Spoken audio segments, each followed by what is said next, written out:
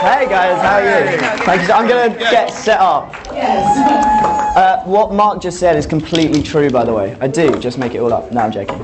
But amazing to be here. I think we're going to try and get the audio-visual working. We've got some slides and things like that as well. So bear with us a couple of seconds. How is everyone today? Yeah? Do you know, I actually, let's see if this will work. Oh, you're a bit spread out. I actually usually do something in my presentations. Everybody up. Everybody stand up. Is this going to work? Yeah. Now let's go turn to your left first. Get nice and close to each other. And put your hands on everyone else, on the person in front of you's shoulder.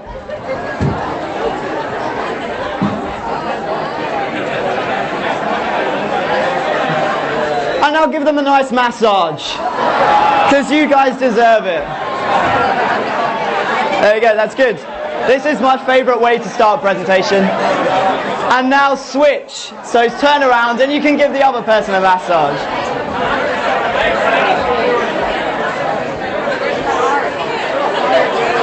And that's all good. There we go, you can sit back down. If you're not relaxed and ready for a presentation now, I don't know what will. So, is everyone relaxed? There we go. Woo! So, after the great party last night, I've managed to lose my voice a little bit. So, excuse me if I'm constantly sipping water. Today, I want to talk about Periscope and its importance to brands and traditional broadcasters. But who am I to talk about this? Well, my background actually started in broadcasting when I was just 17. I presented a networked radio station and a weekly show presenting sport each week.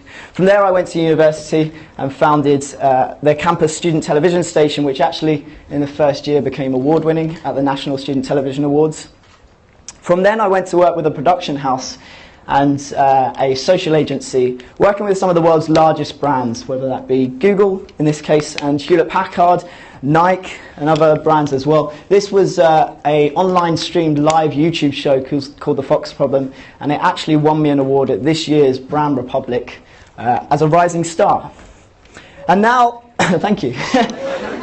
And now you'll find me, I actually work for one of the largest content agencies in the world, John Brown Media, creating live and reactive social content. So this was at the BAFTA red carpet, creating live reactive Instagram content.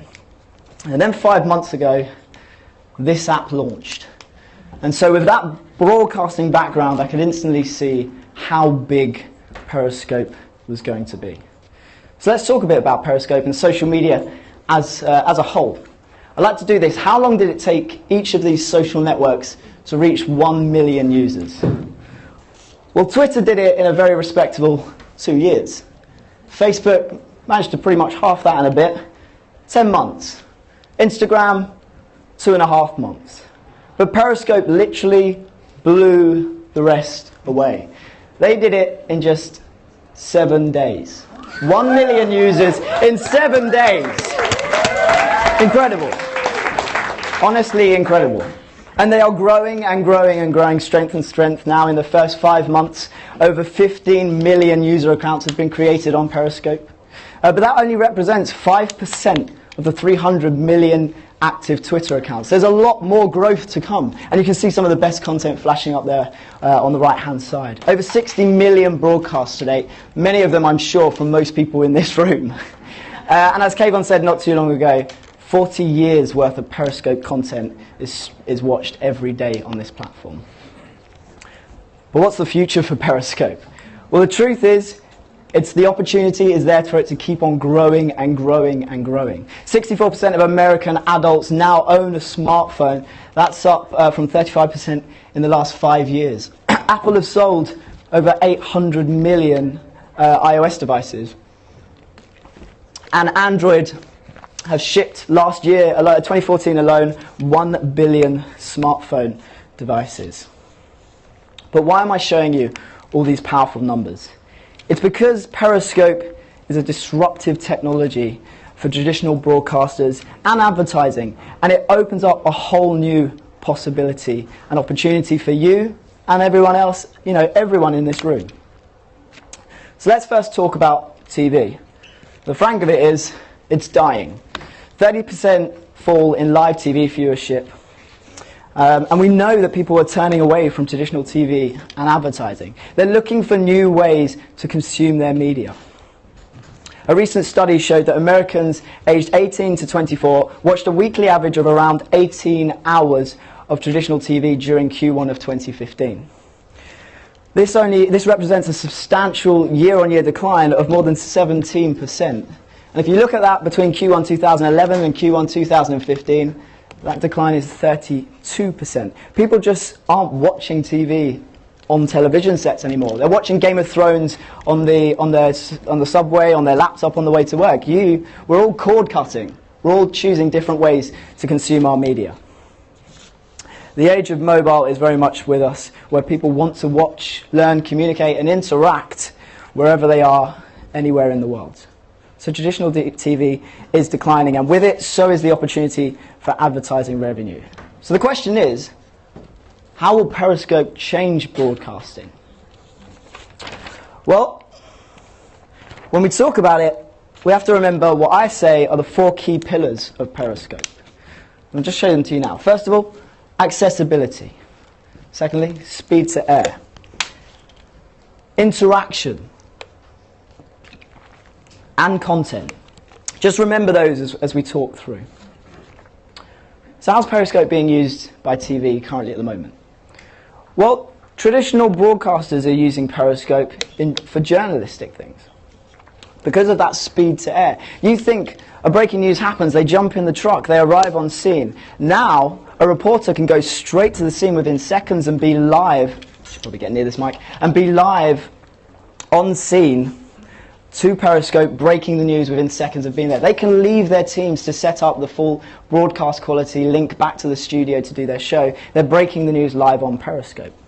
And also Periscope is mobile, it's accessible. If the story goes half a mile down the road, they can follow it. They're tied to an internet connection, that's all. They're no longer tied to the length of a mic cable, or cable runs, wireless mics, things like that. They can move with the story.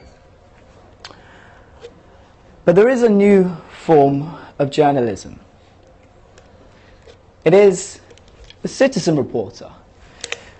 And it's meant that now news broadcasters can no longer break news. They just can't get it quick enough. So they can only comment on it. You and me right here, right now, are the people breaking news. Periscope alongside Twitter will now be the place to find your breaking news. And this is amazing. We saw it with the Thai bombings. So news broadcasters are going to have to catch up in some way. How do they do that? Well, you might start seeing yourself on TV a bit more, simply. So if you are breaking in news, now news broadcasters are looking at ways of pulling your Periscope content and putting it straight to air, or packaging it up and building, maybe a web article out of it. How do I know that? Because I'm actually working with BBC News and BBC Worldwide at the moment to do just that. To pull your Periscope breaking news content and package it up and get it out so that they can, if they can't break the news, at least they can be the first people to comment about it.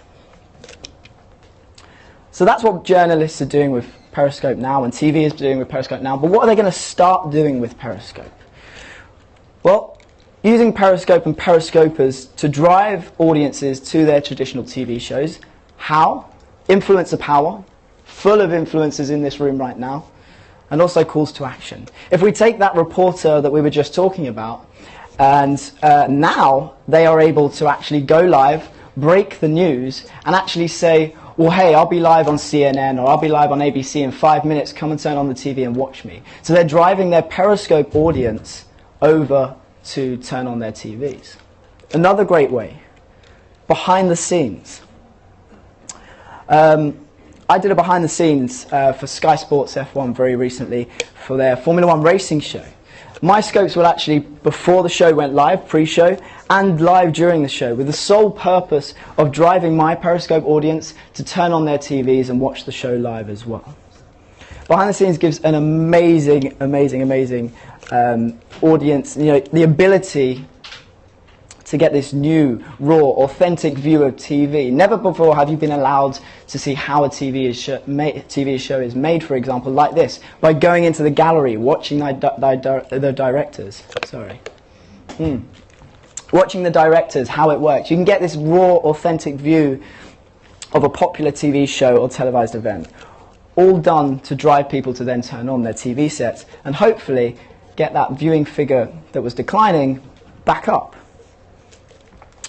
News anchors now, we see this perfectly. News anchors now are using this. They're going live on Periscope prior to going live on their news shows, and they're driving their audience from their anchor chair, from Periscope, and saying, watch the full story on the TV.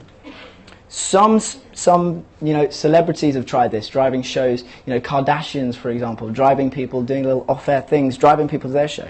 Some celebrities, some talent have been more successful than others, and I'll come back to that in a bit. Now, in my true form, many of you that know me, I like to tease, and I'm not going to give the game away for everything that I am doing at the moment, but I am pushing the boundaries and doing some cool things. So I want to tell you or tease you a little bit about some of the stuff that we're doing right now. Firstly, using ad breaks effectively. So during an ad break, having people, talent come on, it's so important to keep the viewers.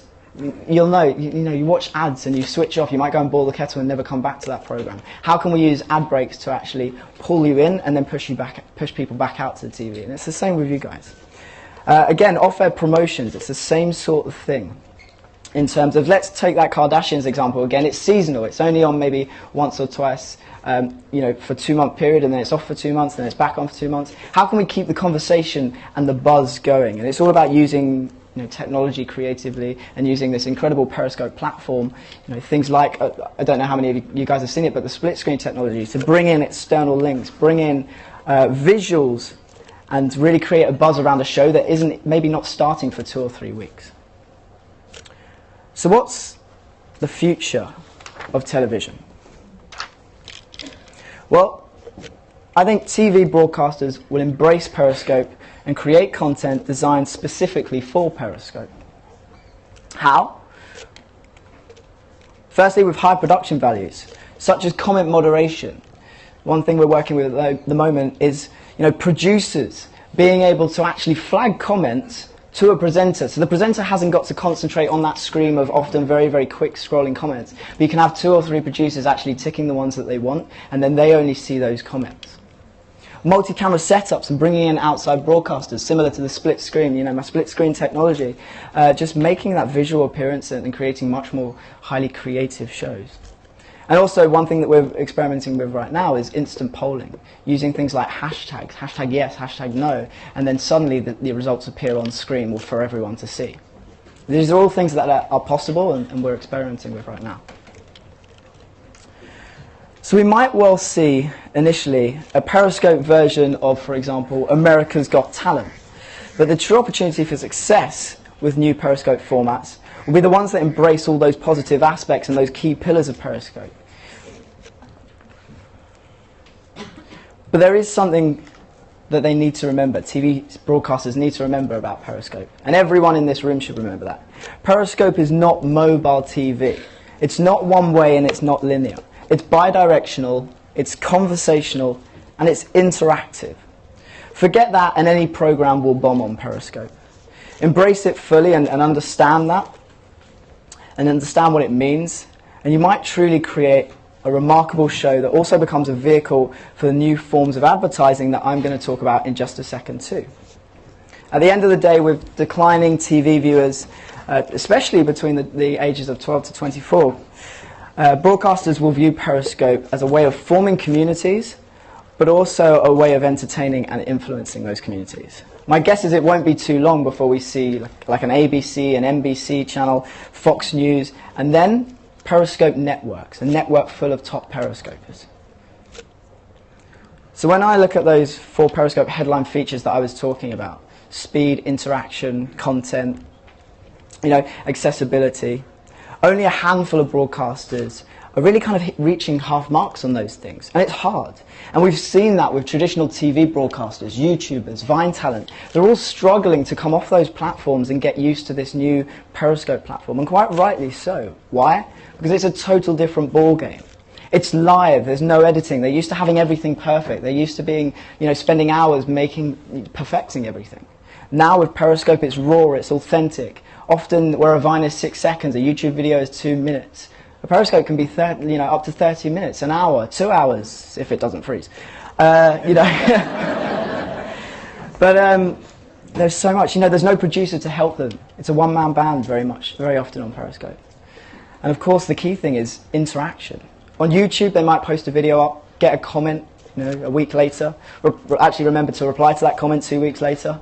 With Periscope, it's there, it's now. The comment comes up, you read it, and someone's had an answer in 10 seconds. And this has led to new stars being born. Periscope stars, like Amanda. Yeah, I have no idea if she's here, but no, she is smashing it on Periscope. And it has. It's led to a new breed of stars being born, Periscope stars.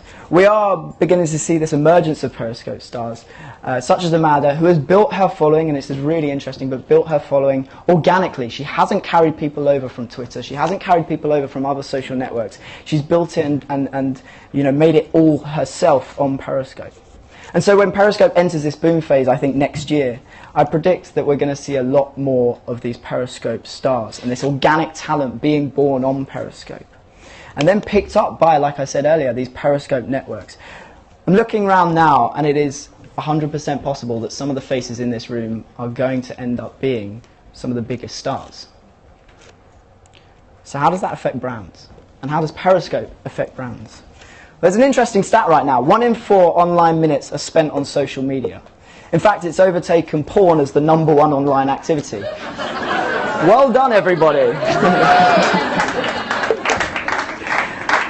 But at a time where TV and traditional advertising forms are declining, brands are being forced to look for new technologies like Periscope, new ways of driving sales. A huge amount of big money from brands is now going into online, and most notably, social media. If used right, Periscope can be highly effective for brands, and you working with those brands. Periscope currently has no advertising on there. They don't even accept, this is interesting, they don't even accept bribes / money to be featured or to feature a Periscope or a scope. It is simply the team sitting in their room saying, that scope looks nice, we'll feature that for the day. But we will see ads on Periscope one day. A long way away, but one day. But what that looks like, we don't know. Will they follow a similar YouTube model of, maybe adverts, 5-second adverts on the replays? Will they be kind enough to pay the broadcaster a small, revenue from how much they make from that? Who knows? But one thing that is for sure is that brands and TV broadcasters aren't going to wait around for that to happen. They've seen how big Periscope has grown and the growth rate of it, and they want to get involved now. So they're not going to wait for advertising. So, traditional advertising budgets, often stretching into the multi-millions, are still being used to simply get a product seen.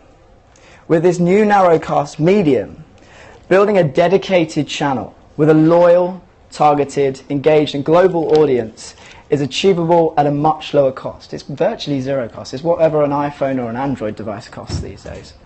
No longer are brands restricted to being just a 30-second ad sandwiched between a channel's content. Now a brand is the channel. It is the channel. Creating content they know their audience will enjoy, but featuring products that they will come to want, love, and purchase. And one great example of this very recently, I don't know if any of you guys saw it, was Harley Davidson. We saw Harley Davidson start their channel with the launch of their 2016 bike range exclusively on Periscope. They just did it on Periscope. A big risk, I think, for them, but it paid off massively. What they did was each broadcast, they had a number of broadcasts, one after the other, was live from a different city around the world, and actually their fans absolutely loved it. It was using this technology creatively, it was creating a story, and actually for Harley Davidson, they were featuring the new bikes as well, so it was selling products to a new market, a younger market. I believe clever brands like Harley can use Periscope to create a highly successful mix of great content, subtle product integration, and influencer marketing in a way we've never seen before. So talking about those 4 pillars I talked about earlier, of those, content and interactivity will rule to generate larger following. My own company, for example, John Brown Media, is one of the world's foremost content agencies, creating highly effective content in magazines and online for blue chip companies across the world. Now, we are going to create content for their Periscope channels too. Content designed to provide value to the viewers, not content that tries to shove a product down their throat. I bloody hate that. There's so much of it out there just saying, buy this, buy this, buy this. Piss off. But content that elicits interaction and emotion between the broadcaster and viewers, and among the viewers themselves as well. It's all about conversation. This conversational aspect of Periscope that builds communities within it.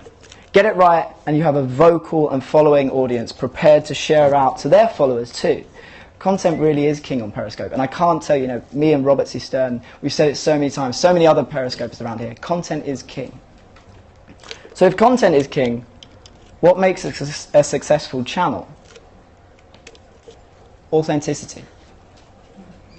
This latest social media phenomenon is the perfect opportunity to show what you and your brand is really like. People love great content, but they also come back for the person or the channel who is giving that content.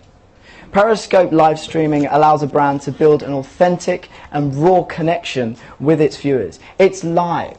It's unfiltered. There's nothing to hide behind. As a brand and yourself, you're vulnerable. It's a scary thing to go live on Periscope. You are vulnerable. But at the same time, that makes you appealing. I love throwing this stat in just to show how much advertising is dying. This is a true stat. You're 475 times more likely to survive a plane crash than you are to click on a banner ad. Research has shown that. Research has shown that. You are 475 times more likely to survive a plane crash than you are to click on a banner ad these days. So you have to find a new way to talk to your audience. You have to find a new way to sell products. And so you have to be authentic. 1% of millennials say that compelling advertisement would make them trust a brand more. Ads don't work. Simple. Millennials believe that advertising is all spin and not authentic. With this in mind then, building a channel that has authenticity at its heart is key, and that's what's going to gain success. So yes, a brand's own channel can present products in high production, but authentic formats. And with the comments going on as well during a broadcast, there's like this kind of active market influencing in play as well. But here's the key gem for brands and for everyone sitting in this room. They can also include in their strategy word-of-mouth marketing by working with key Periscope influencers, you guys, to sell products as well. So it wouldn't surprise me in the next coming months or years if everyone in this room starts getting brands talking to them as their followings increase. 90% of consumers trust peer recommendations. Only 33% trust ads. 74% of consumers identify word of mouth as a key influencer in their purchasing decisions. You saying to your friend, hey, I've just got this and it's really good, is far more likely to make them buy the product than an advert on TV saying this is really good. So the Periscoper, how could this work? The Periscoper could, for example, have a product, mention it, talk about their experience with it, demonstrate or answer questions about that product live on Periscope. It's this more passive and subtle type of marketing influence with key Periscope communities, which leads to call to actions that will gain a lot of traction in the next coming years. It's already happening on YouTube. This is another great stat.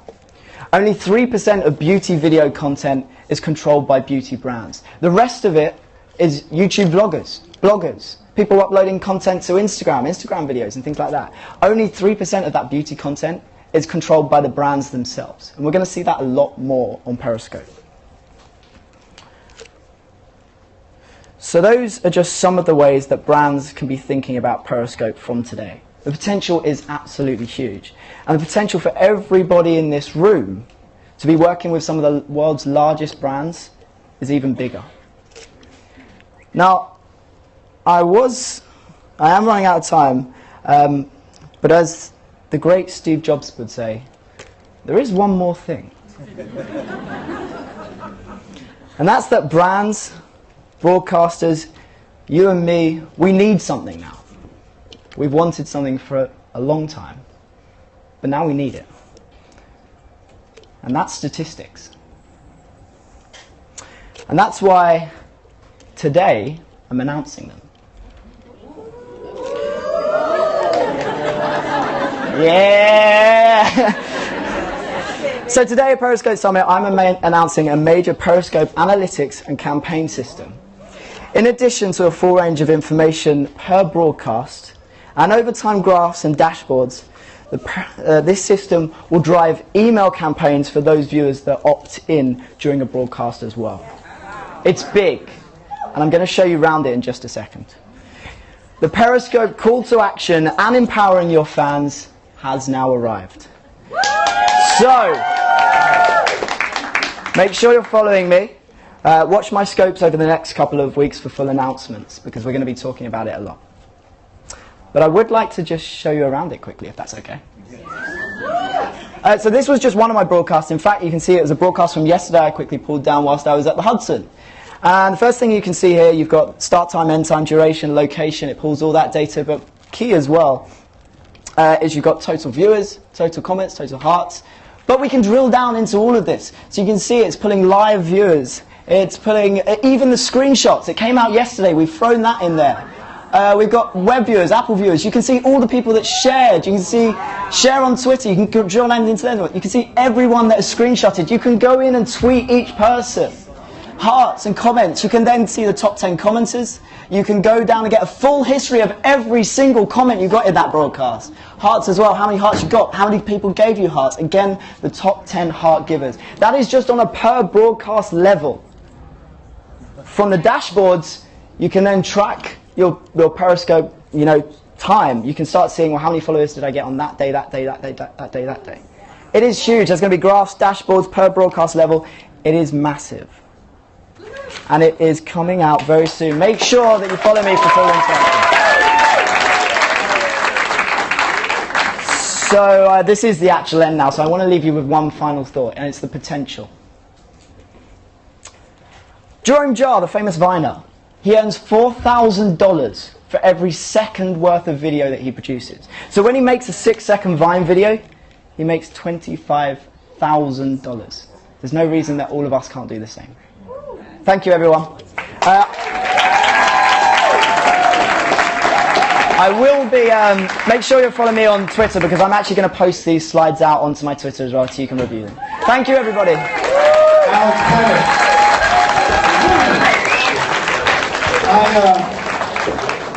I don't know about you guys, but I'm a little disappointed that Alex only got 17,000 hearts on that.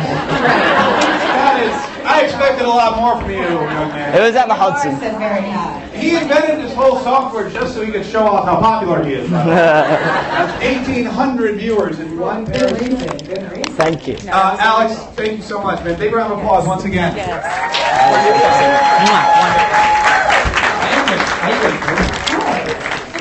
okay. It's okay. Next time. It's missing that hair. Thank you. How enjoying the Periscope? I got a meeting with a brand. I need that. Hi. Hello. Hashtags. Remember Periscope Summit.